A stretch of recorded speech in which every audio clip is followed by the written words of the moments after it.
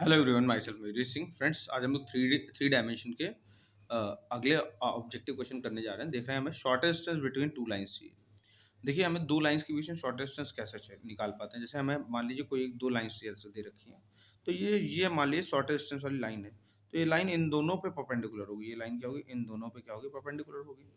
अब हमने ये वाली जो लाइन है उसके डायरेक्शन कोसाइंस हमने एल एम एन ले ली, और इस वाले लाइन के डायरेक्शन कोसाइंस, जैसे मान लीजिए एक लाइन थी x1 x minus x1 upon a1, y minus y1 upon b1, z minus z1 upon c1। अब यहाँ से a1 b1 c1 लेकर के इसके साथ परपेंडिकुलर वाली कंडीशन लगा लेंगे। क्या कौन सी कंडीशन होती थी? a1l plus b1m plus c1n equal to zero. इसी तरह से दूसरी लाइन के लिए a2l plus b2m plus c2n बराबर जीरो, ये निकाल लेते थे। फिर इससे lm की वैल्यू निकाल लेंगे सॉल्व करके, है ना।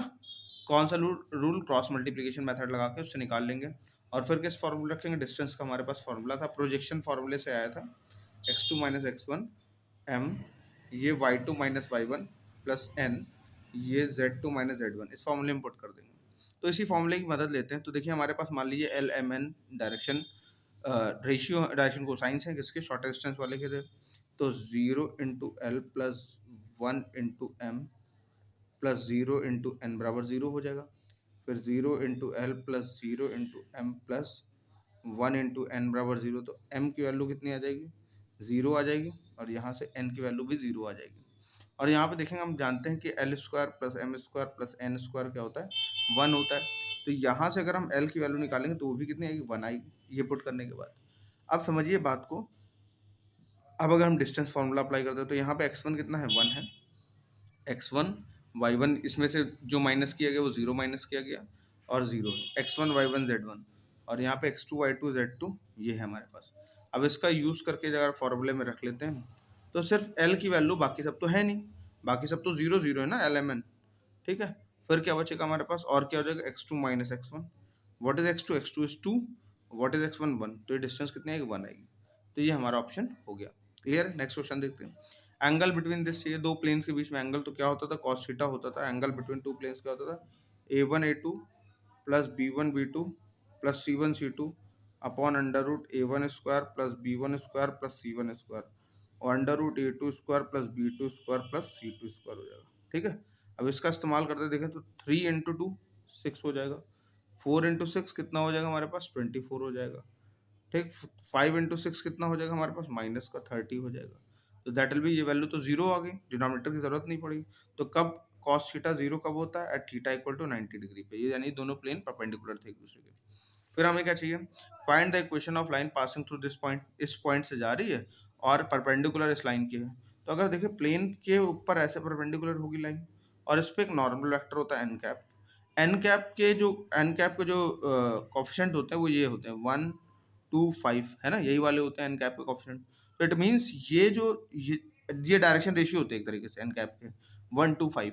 तो लाइन के भी डायरेक्शन रेशियो सेम हो गए क्योंकि दोनों पैरेलल है। ठीक। तो यानी डायरेक्शन रेशियो तो 1 हो गए, 2 हो गया, और ये 5 हो गया। और लाइन किस पॉइंट से जा रही है? 1 से जा रही है, तो x माइनस 1 हो गया, और y माइनस 2 हो गया, और z माइनस 3 हो गया। तो क्या हो जाएगा? दैट विल, और ये माइनस 5 है। ठीक है। तो ये वाला ऑप्शन नंबर सी हो जाएगा हमारे पास, करेक्ट हो जाएगा। ठीक है, बहुत आसान था, कुछ है नहीं इसमें। फिर क्या चाहिए? Find the equation of plane passing through this point and parallel to this.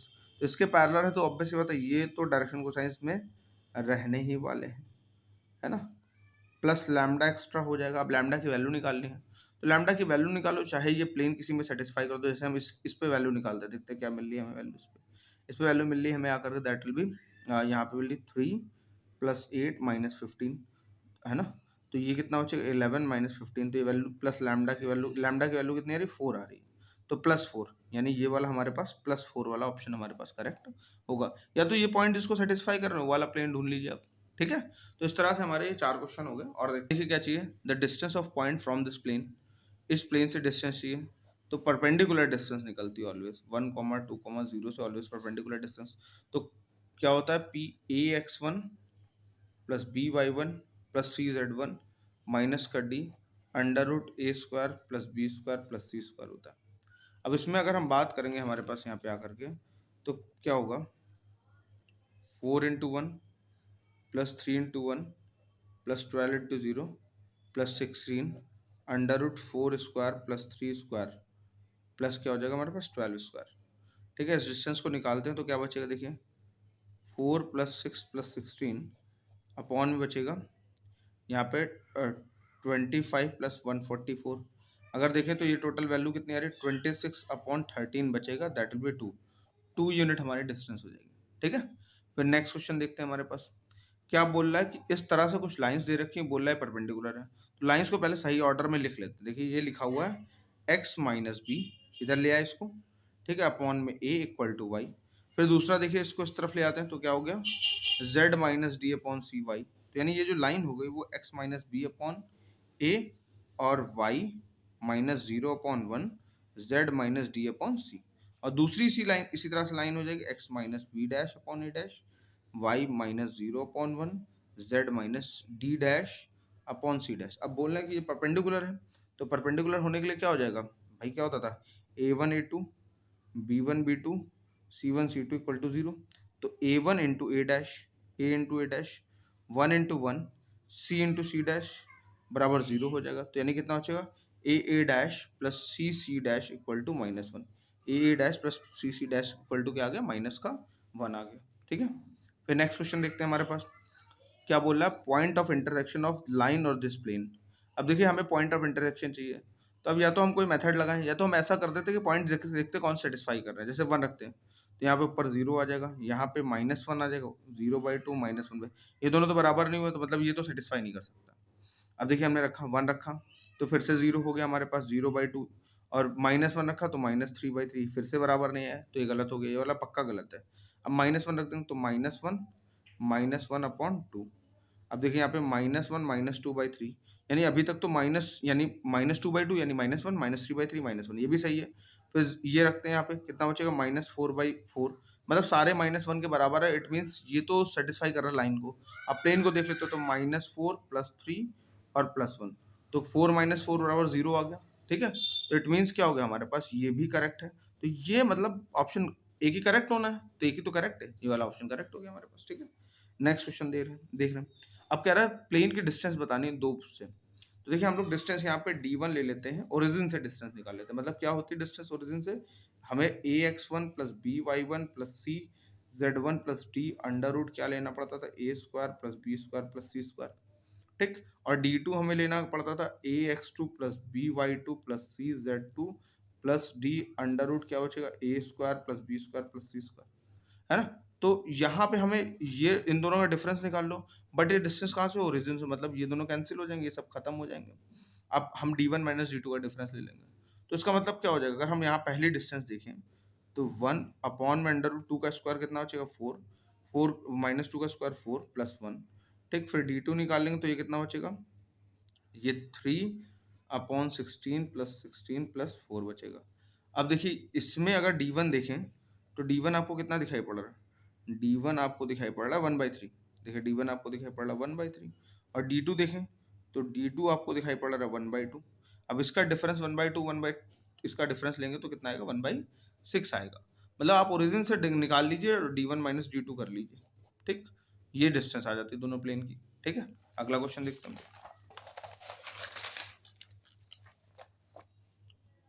फिर क्या बोल रहा है, एंगल बिटवीन दो लाइंस के बीच में एंगल चाहिए। बहुत आसान है, कुछ नहीं, हम लोग cos थीटा निकालते हैं। cos theta equal to a1 a2 + b1 b2 + c1 c2। अगर देखें तो पहली बात, और अपॉन में अंडर रूट क्या होता है a1² + b1² + c1², और क्या होता है a2² + b2² + c2²। तो देखें जब इसको मल्टीप्लाई करें 2 + 2 × 2 5 × 2 = 10 -12। ठीक है, तो 12 - 12 क्या हो जाएगा 0 हो जाएगा, यानी 0 आ गया ये वैल्यू, तो कितना होगा 90 डिग्री होगा, यानी दोनों लाइनें क्या होंगी एक दूसरे के परपेंडिकुलर होंगी। हाँ, तो फ्रेंड्स नेक्स्ट क्वेश्चन लेते हैं, find the shortest distance between x axis and line this. X axis के लिए अगर हम देखें तो एक्स एक्सिस की जो लाइन होती है वो इस इक्वेशन ये होती है। ठीक है, उसमें y 0 होता है, मतलब k के बराबर होगा तो y 0 होगा, z 0 होगा, x कुछ हो सकता है हमारे पास, k कुछ भी हो सकता है ना। ये कांस्टेंट, ये जो लाइनें होती है ना ये k के बराबर होगी हमारे पास। ठीक, ये क्या हो सकता है, एक्स की वैल्यू कोई के हो सकती है, वाई की वैल्यू 0 होगी, जेड की वैल्यू 0 होगी ना। ठीक, अब देखिए हमारे पास अगर ये लाइन है, कोई बात नहीं, इन दोनों लाइन के बीच शॉर्टेस्ट डिस्टेंस चाहिए, तो शॉर्टेस्ट डिस्टेंस के हमने एल एम एन क्या ले लिए, डायरेक्शन कोसाइंस ले लिए। ठीक है, तो ये क्या हो जाएगा, 0 इंटू एल, 1 इंटू एम और 1 इंटू एन बराबर 0 हो जाएगा। यहाँ पे 1 इंटू एल, फिर क्या बचेगा हमारे पास आकर के 0 इंटू एम और फिर 0 इंटू एन बराबर 0 बचेगा। अब इससे एल को हमने छुपा लिया तो कितना बचेगा, 1 0 1 0। फिर माइनस एम को हमने छुपा लिया तो क्या बचेगा हमारे पास, 0 1 1 0। ठीक, फिर एन को छुपा लिया हमने तो क्या बचेगा, 0 1, फिर हमारे पास क्या बचेगा 1 0। अब यहाँ से एल अपॉन में 0 आ जाएगा, माइनस का यहाँ पे -1 बचेगा, यहाँ पे -1, यानी L upon 0 M by 1 N upon -1 हो जाएगा। अब इसको बात करते तो क्या बचेगा, L square plus M square plus N square, under root में कितना बचेगा हमारे पास, √2 बचेगा। यानी एल की वैल्यू 0 आ रही है, एम की वैल्यू आ रही है हमारे पास माइनस का √2, सॉरी प्लस का √2, और एन की वैल्यू -1/√2 आ रही। तो क्या हो जाएगा, L into x2 minus x1 plus M into y2 minus y1 plus N into z2 minus का z1 हो जाएगा। अब एल की वैल्यू कितनी है हमारे पास, 0 है, 0 रख दी, कोई दिक्कत नहीं। एम की वैल्यू कितनी है, एम की वैल्यू 1/√2 रख दी, और y2 माइनस y2 कितना है, 0 है। देखिए y2 इससे जो कोऑर्डिनेट मिलेगा वो 0 है हमारे पास, और y1 कितना है, y1 अगर देखें तो हमारे पास यहाँ पे 2 है।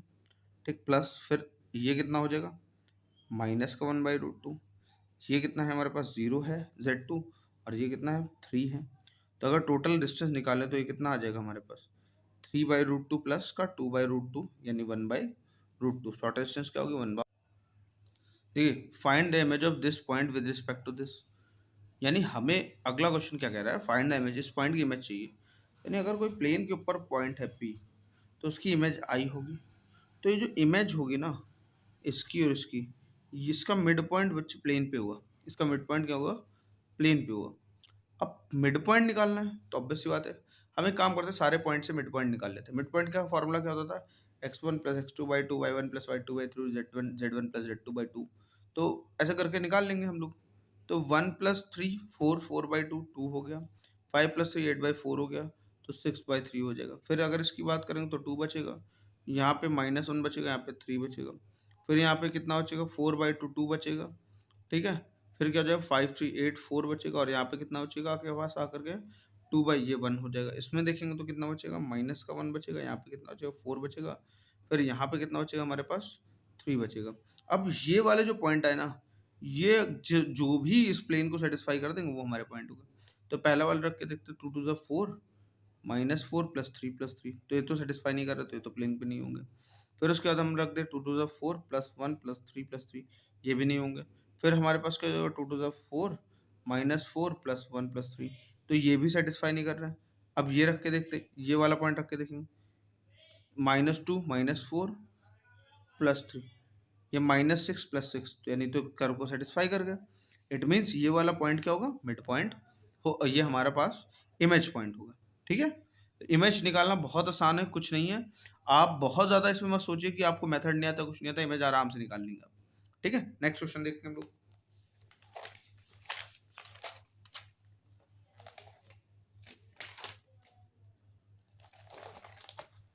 अब देखिए नेक्स्ट क्वेश्चन क्या कह रहा है, find the angle between line and the plane, plane और इसके बीच में हमें एंगल चाहिए। कोई दिक्कत नहीं, हम निकाल लेंगे। क्या कैसे निकालना है, देखिए, तो क्या होता था, यहाँ पे साइन थीटा आ जाता है, इस बार कॉस थीटा नहीं आता, साइन थीटा, लाइन और प्लेन के बीच में। B dot N cap magnitude of B magnitude of N, या एन वेक्टर ऐसे करके लिख देते हैं हम लोग। तो यानी कि सीधी सीधी बात है, इसके कोफिशिएंट ऐसे होता है formula, sine theta a1 a2 b1 b2 c1 c2 under root a1 square plus b1 square plus c1 square, cos theta क्या होता है a2 स्क्वायर और b2 square plus c2 square, ये हो जाता है। तो इट मीन्स क्या हो जाएगा हमारे पास, देखिए यहाँ पे 3 4 a1 a2 का काम कर रहा है, तो 3 इंटू 2 3 इंटू 4 1 इंटू 2 अपॉन में 3 का स्क्वायर 9 प्लस 16 प्लस 4, और यहाँ पे कितना बचेगा 4 + 9 + 16, ठीक है। तो अगर देखें यहाँ पे, तो यहाँ पे अंडर रूट में कितना आ जाएगा, अंडर रूट में देखें तो अंडर रूट में यहाँ पे आ जाएगा √29 आ जाएगा, और यहाँ पे भी कितना आ जाएगा, √29 आ जाएगा, ठीक। और ऊपर देखते हैं, ऊपर कितना बचेगा हमारे पास, ऊपर बचेगा यहाँ पे 6 - 12 + 12, तो यानी 6/√29 इंटू √29। फ्रेंड्स यहाँ पे छोटी सी कैलकुलेशन मिस्टेक हो गई है, ये 3 2 6 हो गया, ठीक है, ये 12 होगा, ये वहाँ पे 2 ही रहेगा ना, तो यानी ये 8 यानी -4, ऊपर तो -4 आ गया, अच्छी बात है। और यहाँ पे देखिए ये 1 का स्क्वायर होगा, दैट विल बी 1, तो ये हो जाएगा √14, और √14 को अगर देखेंगे तो 206 आएगा अंडर रूट में, यानी हमारे पास क्या हो जाएगा, दिस इज द आंसर, ये हमारे पास आंसर हो जाएगा। नेक्स्ट क्वेश्चन बोल रहे हैं, find the equation of plane passing through this, इससे plane passing through the intersection of this, find the equation of plane passing from the intersection of the plane, plane के intersection जा रही और इस point से सेटिस्फाई कर रही है, इस पॉइंट से होकर जा रही है। तो पहली बात, ये पॉइंट तो सेटिस्फाई करेंगे, तो जिसमें देखते हो कौन सा हो जाएगा, अगर यहाँ देखें 5 + 6 + 8 - 20 0 के बराबर नहीं आने वाला, ये तो कभी 0 के बराबर नहीं होगा, सारे पॉजिटिव हैं। यहाँ पे देखिए इस वाले को देखते हैं, यहाँ पे 1 - 2 + 3 - 10, ये भी 0 के बराबर नहीं आने वाला, तो सारे ऑप्शन तो कट गए, तो एक ही ऑप्शन सही होगा। फिर देख लेते हैं, 2 + 23 + 26 - 69, ये 0 के बराबर है, ठीक है। निकालने की जरूरत नहीं है, ये पॉइंट तो दे ही रखा ना, एक ही कंडीशन तो दे रखी है, इस कंडीशन से हम सॉल्व कर सकते हैं। फिर क्या बोला, what is the direction cosine between the two points, तो दो पॉइंट्स की हेल्प से हम पहले डायरेक्शन रेशियो निकालते, क्या होते हैं, x2 - x1, y2 - y1, z2 - z1, ये डायरेक्शन रेशियो निकालेंगे, इनको ए बी सी बोल देते हैं। तो क्या मिलेगा हमें, 2 - 1 1 बचेगा, 3 - 1 2 बचेगा, और 1 - 1 0 बचेगा, ठीक है, सॉरी 1 - 1 2 बचेगा हमारे पास आकर, ठीक। अब हमें क्या चाहिए, 1/√1 + 4 + 4, यानी 1/3, 2/3 और 2/3। तो ये ऐसा कौन सा ऑप्शन है हमारे पास, ऐसा कोई भी ऑप्शन नहीं है, ठीक है। तो एक बना लेते हैं, क्योंकि ऐसा बनेगा हमारे पास, 2/3 तो बनेगा बनेगा, ये आएगा हमारे पास, that will be suppose c हमारा करेक्ट ऑप्शन है। क्लियर है फ्रेंड्स, अगला देखते हैं। अब देखिए क्या बोल रहे हैं, डायरेक्शन कोसाइन से लाइन हमारे पास 30 40 इसका एंगल बनाती है, ये तो बहुत आसान क्वेश्चन। 30 डिग्री के लिए कितना होता है, cos 30, √3/2 45 कितना होता है, 1/√2 60 कितना होता है, 1 बाय, ये डायरेक्शन कोसाइन क्या होता है, cos alpha, cos beta, cos gamma, ये गामा अल्फा बीटा गामा क्या होता है, एक्स और वाई जेड के साथ बने हुए एंगल होते हैं, तो ये हो जाएगा हमारे पास। अब देखिए क्या बोल रहा है, find the projection of line on this line, इस लाइन का इस लाइन प्रोजेक्शन चाहिए, तो हमने इसको ए वेक्टर ले लिया और एक वेक्टर बी ले लिया। तो वेक्टर ए का प्रोजेक्शन अगर बी पे देखते हैं तो वो ए कॉस थीटा होता है, यानी हमें ए कॉस थीटा की वैल्यू निकालनी है। और ए कॉस थीटा कैसे आता है, ए डॉट बी से आता है, magnitude of A magnitude of B cos theta होता है, तो यानी हमें ए कॉस थीटा चाहिए, तो यानी ए डॉट बी में हमें मैग्नीट्यूड ऑफ बी डिवाइड करना है। अब यानी हमें ए वेक्टर बनाना पड़ेगा। अब इस लाइन से वेक्टर कैसे बनता है, इस लाइन से बस डायरेक्शन रेशियो निकाल लो, वेक्टर बन जाता है। तो ए वेक्टर हम निकाल लेते हैं, तो डायरेक्शन रेशियो क्या होगा, 4 - 3 4 - 3i + 6 - 4j + 3 - 5k, तो ए कितना होगा, i + 2j - 2k, और बी वेक्टर कितना होगा, 1 + 1, देखिए 1 - 1 + 1 हो जाएगा, फिर 0 - 2k हो जाएगा, -2j हो जाएगा, फिर 5 - 4k हो जाएगा। तो बी वेक्टर कितना आएगा, 2i - 2j प्लस का k, तो यानी a डॉट बी क्या हो जाएगा हमारे पास, i + 2j - 2k, और फिर क्या होगा, 2i - 2j + k upon magnitude of B, यानी ये बी वेक्टर का मैग्नीट्यूड, यानी 4 + 4 + 1।